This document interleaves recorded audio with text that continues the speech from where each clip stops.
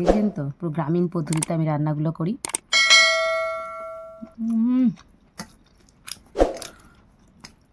দারুণ লাগছে।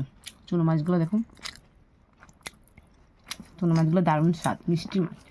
বন্ধুরা এই দেখুন, দেশি মোরলা মাছ নিয়ে এসছে এদিক বাজার থেকে। নমস্কার বন্ধুরা, মল্লিকা কিচেন উইথ ভিলেজ ফুডে সকলকে স্বাগত। বন্ধুরা, দেশি মোরলা মাছ, টাটকা মোরলা মাছ, তার সঙ্গে পুঁটি মাছও আছে। তা আমি এখানে হিংচে শাক হয়েছে আমার উঠোনে, তা আমি হিংচে শাক দিয়ে আমি আজকে মোরলা মাছটাকে ঝাল করবো। আর দেখুন এখানে দেশি চিংড়ি মাছ এনেছে, তা চিংড়ি মাছটাকে আমি অন্য রেসিপি করবো, তা আমি মোরলা মাছটা ঝাল করবো। চলুন বন্ধুরা দেখুন। বন্ধুরা এই দেখুন হিংচে শাক হয়েছে, এগুলো আমি তুলে দেশি মোরলা মাছ দিয়ে তরকারি করব।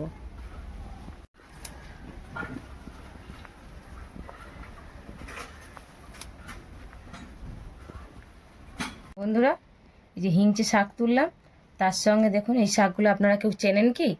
এর নাম হচ্ছে মদরঙ্গা শাক। এই দেখুন এই শাকটা, দেখুন এই শাকটা খুব ভালো খেতে হয়। তা আমি হিংচে শাকের সঙ্গে এই মদরঙ্গা শাক দিয়েই আমি আজকে দেশি মোরলা মাছের ঝাল করব।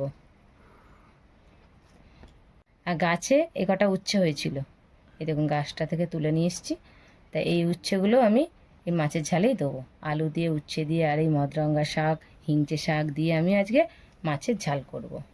বন্ধুরা এই শাকগুলো আমি হাতেই কেটে দেবো, এমন করে ছিঁড়ে ছিঁড়ে। টাটকা শাক, একটু বড় বড় করে রাখবো। ধুয়ে নিয়েছি ভালো করে, এমন করে কেটে দেবো।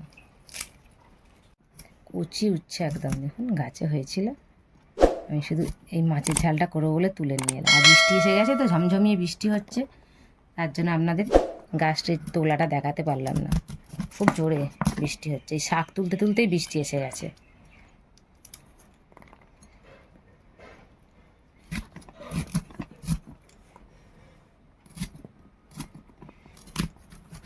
সরু সরু করে কেটে দেবো আলুগুলো, পাতলা পাতলা করে মাছের ঝালে।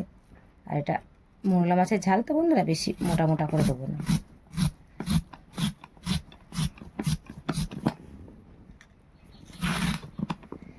ছোটো করে কেটে নিয়েছি, এভাবেই কেটে দেবো আলুগুলো।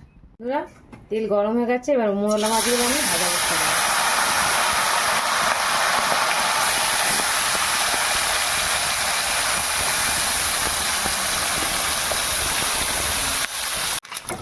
বন্ধুরা আমি বেশ কড়া করে মাছটা ভেজে নিয়েছি।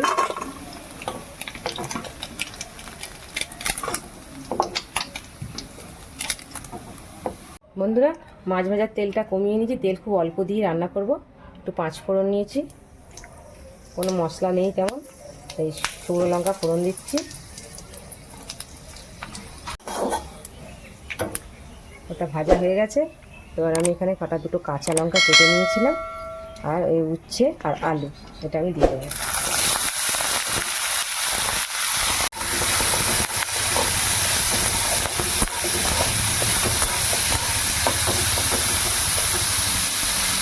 একটু হলুদ দিলাম পরিমাণ মতো, একটু নুন দিয়ে দিলাম।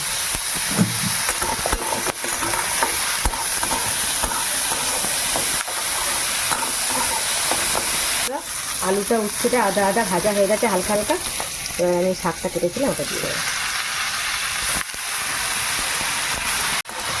শাকটা হাতে করে কুচিয়ে রেখেছি, আপনাদের দেখালাম শাকটা শাক।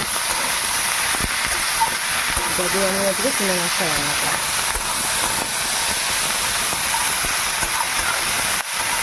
কোনো সার নেই, কিছু নেই, জল দিয়ে দিচ্ছি।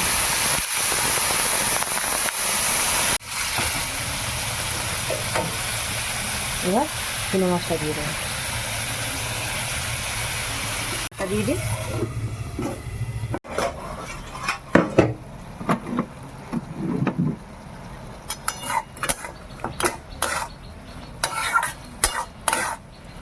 শাক দিয়ে মোরলা মাছ, হিংচে শাক।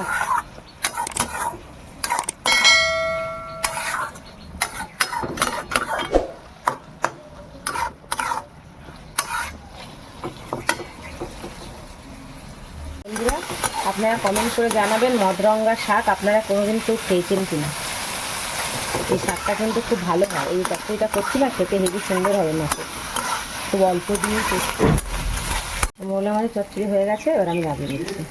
শাক দিয়ে যে আমি চুনো মাছের ঝাল করলাম, এটা দিয়ে আমি এখন ভাত খাবো।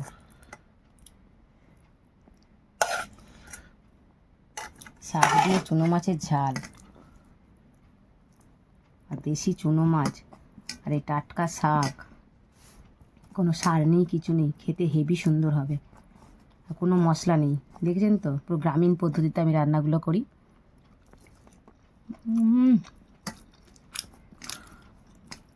দারুণ লাগছে।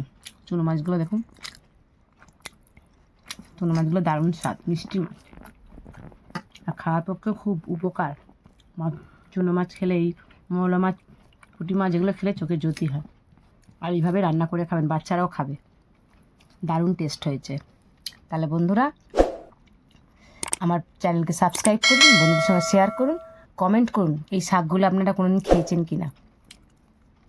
দেখা হচ্ছে নতুন ভিডিও নিয়ে। বাই।